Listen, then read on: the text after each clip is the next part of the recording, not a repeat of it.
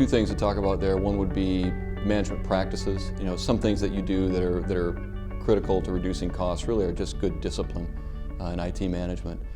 When you talk about technologies, I think the most important or effective thing we've implemented has been the tools that implement visibility for us to all the devices in our network.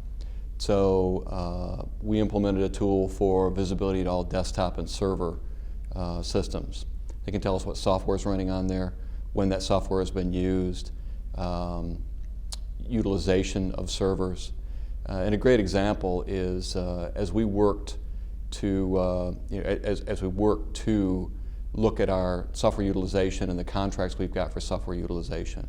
What we find is that a lot of times software gets loaded onto a desktop but never really used by the user. So we're paying for the license, we're paying for the maintenance, and we've been going through and eliminating anything where the user's not using the software, and it just reduces all of our software costs across the board.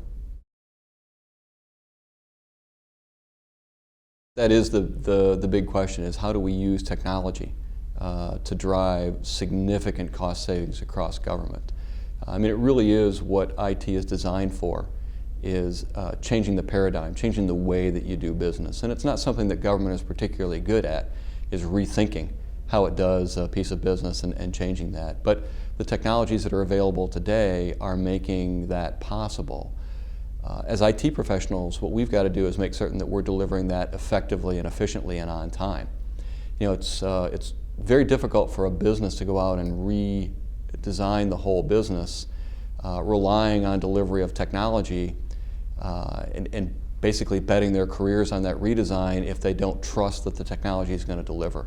So you have to build an IT organization that can be relied on to deliver effective and efficient technology, and then use that with the business folks to help them redefine how they do business by using that technology. It's got to be a great partnership.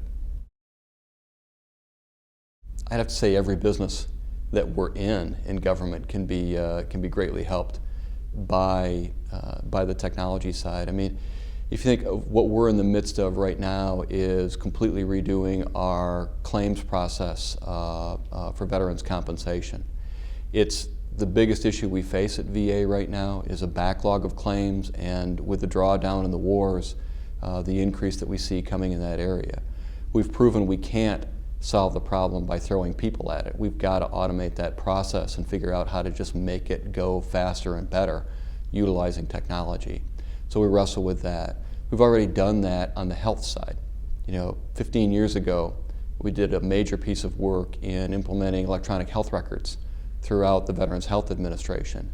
And that has been a significant impact from a cost reduction and quality of care standpoint on that side. So you can go through and look at everything the government does, from patents and trademarks to the census, to the Weather Service, talking to three from my old agency of commerce, to what we're doing in VA. You look at what the FAA is doing with the next generation air traffic control. You look at the various productivity improvements you see just from investments in things like supercomputers and satellites and the various sensor information. There's a lot technology can do. The question is, do we really utilize it to, if you will, renovate all of our businesses the way we would if we were private sector organizations and having to keep up with our competition?